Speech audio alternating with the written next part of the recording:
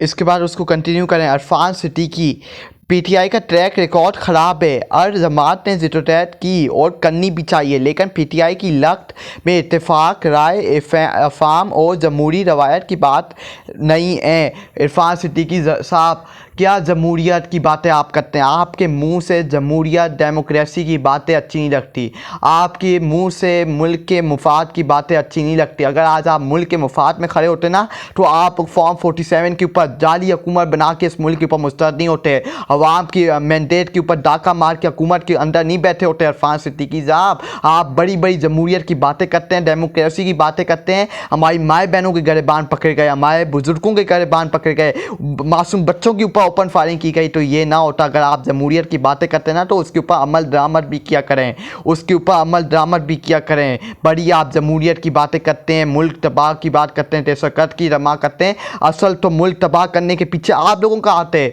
आज आप फॉर्म 47 के ऊपर हुकूमत बनाए बैठे हैं। आप अवाम के मैंडेट के ऊपर चापा ना मानते, अवाम के मैंडेट के ऊपर उनका मैंडेट को चोरी नहीं करते हो, फॉर्म 47 के ऊपर हुकूमत नहीं बनाते। आप फॉर्म 45 के ऊपर हुकूमत बनाते, लेकिन आपने क्या किया? अवाम के मैंडेट के ऊपर छापा बना के जाली हुकूमत बना के बैठे हुए, और आप कह रहे हैं जमहूरियत की बात है। पीटीआई क्या कह रही है? उनका लीडर इस वक्त जेल के अंदर बंद है, उनसे इंसानी हकूक की सारी तजदीद छीन ली गई है। इस वक्त वो किसी की सज़ा में नहीं है, उनको उनके ऊपर कोई इस वक्त सज़ा नहीं है, वो जिस्मानी रिमांड के ऊपर जेल के अंदर बैठे हुए।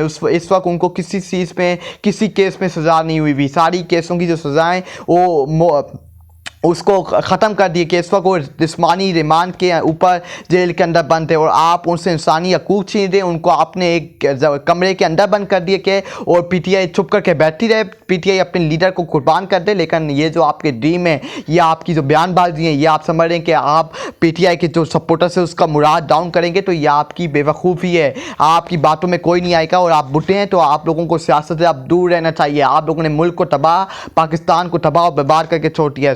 सेनेटर नासिर भट्ट, हमारी अक्सियत है, आईनी तरमीम हमारा हक है। सेनेटर नासिर भट्ट, मुझे ज़रा बताइए तो कौन सी आपकी अक्सियत है? मुझे इस कौम के सामने ला के रखें कि आपकी कौन सी अक्सियत है जो आपका हक है कि आप आईनी तरमीम करें। आपकी कोई ना आपकी कोई अक्सियत है, ना आपकी कोई हैसियत है कि आप इस आईनी तरमीम को पास करें। आप लोग फॉर्म 47 पे जाली हुकूमत बना के बैठे हुए हैं, और जाली हुकूमत से ये तवक्को नहीं है कि वो आईनी तरमीम करे। आपके पास ना आवाम का मैंडेट है, ना आवाम आपके पीछे खड़ी है, ना आवाम ने आपको वोट दिया, तो आपके पास कौन सी अक्सियत है? आवाम के सामने भी रखें। ख्वाजा आसिफ, ये लोग सौदा की जनाजों में शिरकत नहीं करते, बानी पीटीआई की साजिश के ताने बाने मुल्क दुश्मनों से मिलते हैं। इनकी सोच बस ये है कि इमरान खान नहीं तो खुश नहीं। मैं फिर कहता हूँ, मैं दंगी की छोर पे कहता हूँ कि इमरान खान नहीं है तो ये पाकिस्तान नहीं है। मैं एक और दंगी की छोर पे बात करना चाहता हूँ कि if there is no Imran Khan so this Pakistan have no value. If there is no Imran Khan so this Pakistan have no value. ये मैं दंगी की छोर पे कहता हूँ कि इमरान खान नहीं है तो ये पाकिस्तान नहीं है। अगर इमरान खान नहीं है तो इस पाकिस्तान की इतनी सी भी हैसियत नहीं है। आज जिससे पाकिस्तान को पूरी दुनिया में इज़्ज़त दी, पूरी दुनिया में पाकिस्तान की इज़्ज़त करवाई, आज आपने उसको सड़कों के पीछे बंद कर दिया। उसको सजा दी जा रही है कि उसने इस सिस्टम के साथ क्यों खड़ा हुआ, उसने इस सिस्टम का क्यों मुकाबला किया, क्यों इन यजीदों के सामने वो झुक रहा क्यों नहीं है। उसका ये गुनाह है। वो दहशतगर्द अगर होता ना तो ये मुल्क से डील करके इस वक्त बाहर बैठा होता, वो इस जेल के अंदर नहीं बंद होता। उसको पता है जब कोई राय हक पे खड़ा होता है, उसको पता है कि मैं राय हक पे खड़ा हूँ, मैंने कुछ गलत नहीं किया, मैं सब कुछ कुर्बानी देने के लिए तैयार हूँ। जब कोई चोर होता है वो डील करके सबसे पहले बाहर भागने की कोशिश करता है। वो डील करने, जिस तरह आपके लीडर ख्वाजा आसिफ बेकर्स भिखारियों ने डील की, जिस तरह गुलामों ने डील की, झूठे पॉलिश करने वालों ने डील की, जो वोट इज्जत के बड़े बड़े बयानिए बनाते कि वोट को इज्जत, और जिन्होंने डील की वो इस मुल्क को डील करके मुल्क को मुश्किल टाइम में छोड़ के बाहर गए। जिन्होंने कौमी असम्बली में खड़े होकर पाकिस्तान को बदनाम करने की कोशिश की, पाकिस्तान से बाहर हो पाकिस्तान के अंदर हो, जिन्होंने पाकिस्तान को बदनाम करने की कोशिश की, वो बंदा जो आज जेल के अंदर बंद है, इमरान अहमद खान न्याजी, उसने हर वक्त पाकिस्तान का अच्छा सोचा, उससे पाकिस्तान की पूरी दुनिया में इज्जत बनाई।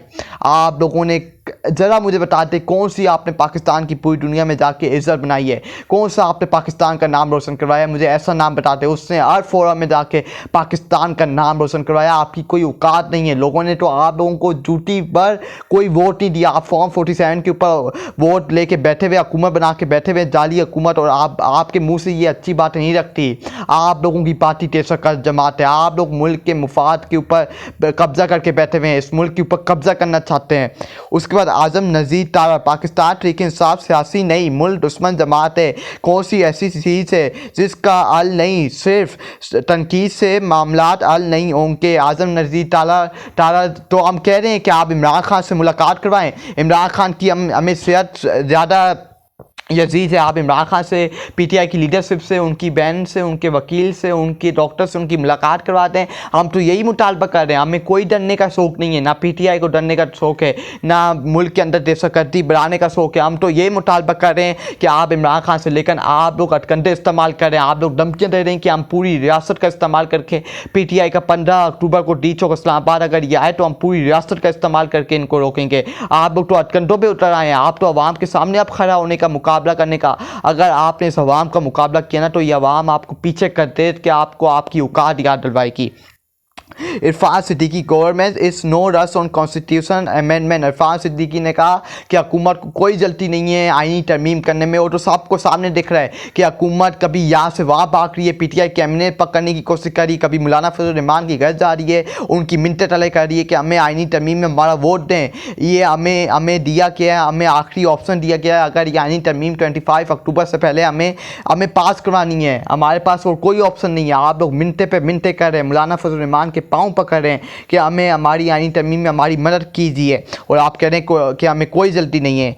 झूठ पे झूठ। अता तारा, सरपसंदों को एसईओ में रुकता डालने का मौका नहीं मिलेगा। अता तारा बंदर, तुम कौन होते हो? तुम फॉर्म 47 के ऊपर हम रखता भी डाल के दिखाएंगे, और हम दिखाएंगे हम अपने लीडर के लिए, अपनी जान भी देने को तैयार हैं। इस मुल्क के लिए, इस मुल्क की आने वाली नस्लों के लिए, इस गुलामी के जंजीरों को तोड़ने के लिए हम अपनी जान की बाजी देने के लिए तैयार हैं। तुम्हारा मुकाबला भी करने की तैयार है बंदर। अता तारा, शौकत बुशरा, अस्करी तरमीम के ज़रिए ये पाकिस्तान का जनाजा निकाल रहे हैं। ये तरमीम आईने पाकिस्तान पर और जमहूरियत पर हमला है। ठेके साहब, ये तरमीम किसी सूरत मंजूर नहीं होने देगी। शौकत बुशरा ने कहा ये तरमीम पाकिस्तान ठेके साहब किसी सूरत तरमीम मंजूर नहीं होने देगी। ये पाकिस्तान की जमहूरियत और पाकिस्तान का जनाजा ये तरमीम निकालने जा रही है। उसके बाद ख्वाजा आसिफ, अदलिया इमरान खान की सलवत कार एहसान लेने पर सोमोटो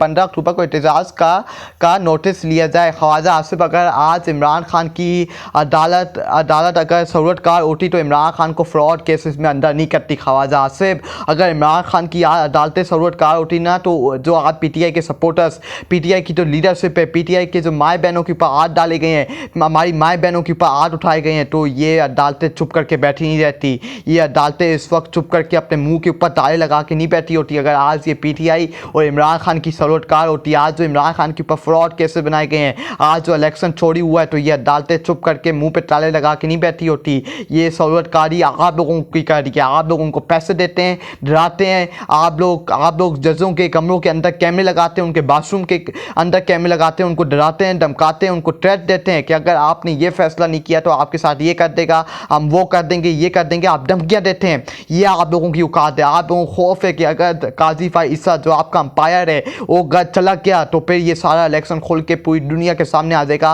और फिर इमरान खान की हुकूमत आ जाएगी। इस वक्त ये खौफ है, ये पूरे सिस्टम को खौफ है। ये लोग आईनी तरमीम आर में पास करवाना चाहते हैं। कभी पीटीआई के एमपीएस के पीछे पड़े हुए हैं, कभी किसके पीछे पड़े हुए हैं, उनको पकड़ तकड़ किया जा रहा है, उनके घरों को तबाह किया जा रहा है, उनके ख़ानदानों वालों को गिरफ्तार किया जा रहा है, उनके ऊपर प्रेशराइज किया जा रहा है कि आपने आईनी तरमीम में हमारी मदद करनी है। ये आपकी असल औकात है। ख्वाजा आसिफ, समीन खान की खैरियत बताओ या दी चौक पर मुलाकात, हुकूमत के पास कुछ कहते हैं। समीन ने कहा कि खान की खैरियत बताएं, उनकी खैरियत की दावत दीजिए इस पूरी कौम को, वरना दी चौक होगा या फिर आपकी और हमारी मुलाकात अवाम और आपकी मुलाकात दी चौक इस्लामाबाद पे होगी। और हुकूमत के पास अब कुछ कहते ही बाकी हैं फैसला करने के लिए, या तो दी चौक या तो इमरान खान की खैरियत। उनके पास ये कुछ ऑप्शन बच्चे हैं। उमर अयूब, हमारे एमएनएस हुकूमती ऑफर ठुकरा रहे हैं। उमर अयूब ने कहा है कि हमारे एमएनएस देश इस वक्त हुकूमत की जो ऑफ़र है 20-20 करोड़ की जो उनको ऑफ़र दी जा रही है उनको ठुकरा रहे हैं, उनको अपनी ड्यूटी की नोक पे रख रहे हैं। उन्होंने कहा है, उन्होंने मुकम्मल तौर पे खड़े होकर कि हम अपना बयानिया नहीं बदलेंगे, हम इमरान खान से चीटिंग नहीं करेंगे। आप हमें 20 करोड़, आप हमें 80 करोड़ की भी ऑफ़र करते हैं, अरब रुपए की भी ऑफ़र करते हैं, लेकिन हम अपना बयानिया और अपने नज़रिए से पीछे नहीं हटेंगे। बिलावल भुट्टो वफाकी आइनी अदालत का क़याम कायद आज़म का ख्वाब था। कायद आज़म ने सबसे पहले वफाकी आइना अदालत की तस्वीर पेश की थी। बिलावल भुट्टो ज़रदारी अगर कायद आज़म ने वफाकी आइनी अदालत की तस्वीर सबसे पहले पेश की थी तो उन्होंने ये तो नहीं कहा था कि माए बहनों के घरों के ऊपर हमला किया जाए, लोगों को इस तरह पकड़ के टक्कर के इस तरह करवाया जाए। उन्होंने ये तो नहीं कहा था कि आइनी तरमीम अगर वफाक में करवानी है, तरमीम करनी है, आइनी अदालत बनानी है तो लोगों के घरों में छापे मारे जाएँ, लोगों की माए बहनों का जो चार दीवारी का तकद्दुस इस्तेमाल किया जाए, नौजवानों के घरों पे छापे मारे जाएँ, फॉर्म 47 पे लोगों के मैंडेट पे टापा मार के फॉर्म 47 पे हुकूमत बनाई जाए, इस पूरे मुल्क को तबाह कर दिया जाए, मुल्क के ऊपर दो ख़ानदान कब्जा करके बैठ जाएँ। ये तो कायद आज़म का ख्वाब नहीं था। कायद आज़म का ये तो ख्वाब नहीं था कि ये कौम गुलाम बने, अपने फैसले खुद ना करे, लेकिन आप लोगों ने इस कौम को गुलाम बना के छोड़ दिया। कायद आज़म का ये तो ख्वाब नहीं था, ये आप लोगों का ख्वाब है कि इस कौम को गुलाम बनाना है, इस कौम को अमेरिका का गुलाम बनाना है। अमेरिका एक कौन, अमेरिका एक कौन, हम सिर्फ एक रब की इबादत करते हैं और हम किसी की और की इबादत नहीं करेंगे, ना किसी के सामने झुकेंगे, क्योंकि हम ना तो शिर्क करेंगे ना अल्लाह के सामने मद्दे मुकाबल खड़े होंगे।